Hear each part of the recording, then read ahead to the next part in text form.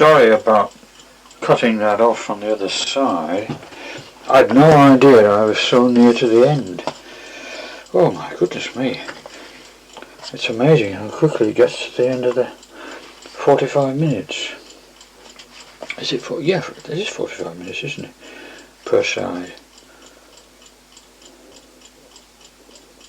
Yeah, I guess it. I don't know. I can't think. That was Lucky Millender and the Mills Blue Rhythm Band on Columbia DB 5026 Super Swing Music number 53, and the title was Mr. Ghost Goes to Town, written by Parrish, Mills and Hudson.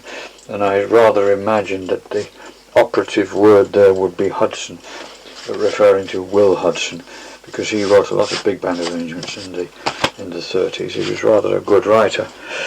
Also had a band of his own.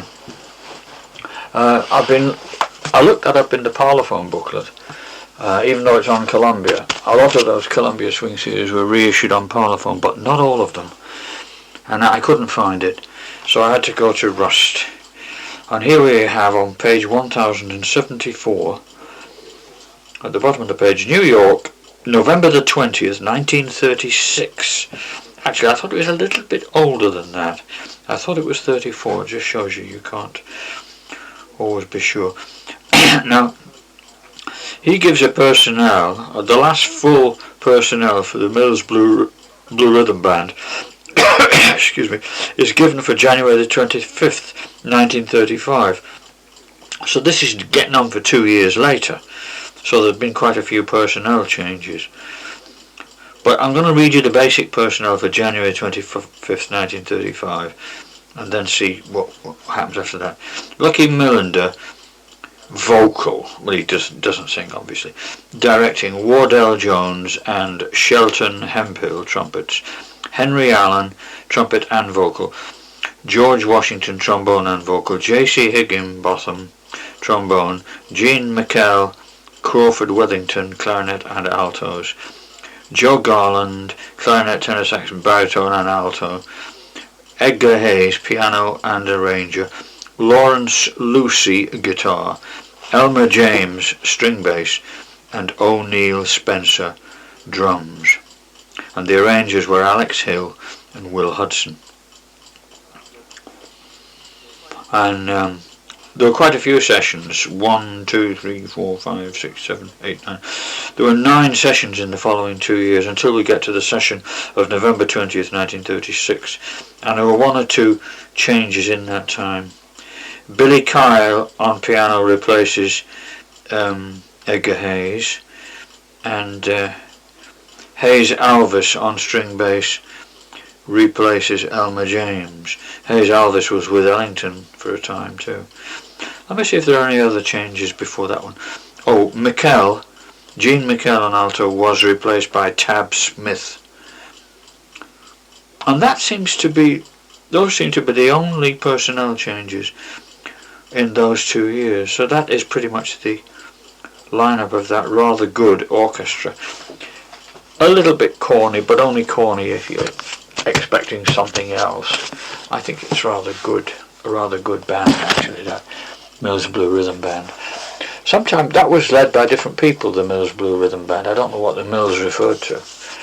Sometimes it was led by somebody called Baron Lee. Sometimes Lucky Millender, as in this case. And then in the 1940s, the whole thing was reassembled under the name Mills Blue Rhythm. It had nothing to do with this one. It was a completely different band altogether, with people like Lucky Thompson and Charlie Shavers in it. But it was still a good band, even though it had nothing to do with this one. Okay, enough corny rhythm from Lucky Millender. Let's listen to... This is one of those tunes, if you just heard the melody, you'd probably... Well, I certainly would say, oh, I know that, what's it called? And I'd never know what it was called. But I'll let the record speak for itself. The singer is Phil Harris. Hardly needs any introduction from me. If I included that on that Benny Goodman alternate takes tape, then I'm sorry I didn't think before I put it on this one. I don't know why I picked that out, except that that's one of those tunes I've known the title for years. I've never known how it went, and I'm not even too sure now. It's just a little bit reminiscent of I'm Coming Virginia, but I'm getting used to it.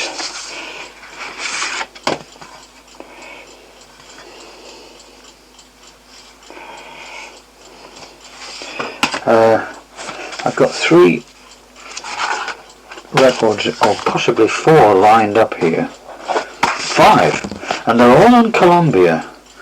That's because I keep records by label, and when I find one on one label, I'm usually on that label for a little while.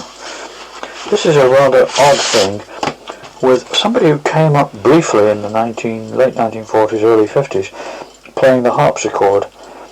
A guy by the name of Stan Freeman, and his most famous contribution to popular music was in the middle of a Rosemary Clooney record called Come On to My House, and the follow-up, which was called Botcha Me. And this Stan Freeman came in the middle playing the harpsichord. He was a pianist and a singer, and appeared on a lot of Columbia records at that time. He also had a nightclub act and made at least 1 LP under his own name. This one is Mitch Miller. It was written by Alec Wilder.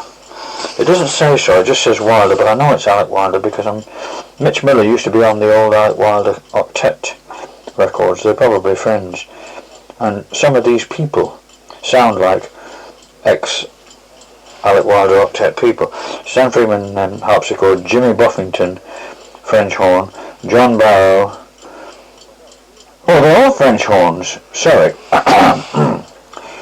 Jimmy Buffington, John Barrows, Ray Along with an E on the end, Gunther Schuller, all playing French horns with a rhythm section, and under the name of Mitch Miller, who used to play the oboe. He may play the oboe on this, I don't know. Anyway, it's called Horn Belt Boogie. A rather mild pun in the title there, but worth a listen, as they say. Whether this qualifies as corny or not, I don't know, but never mind.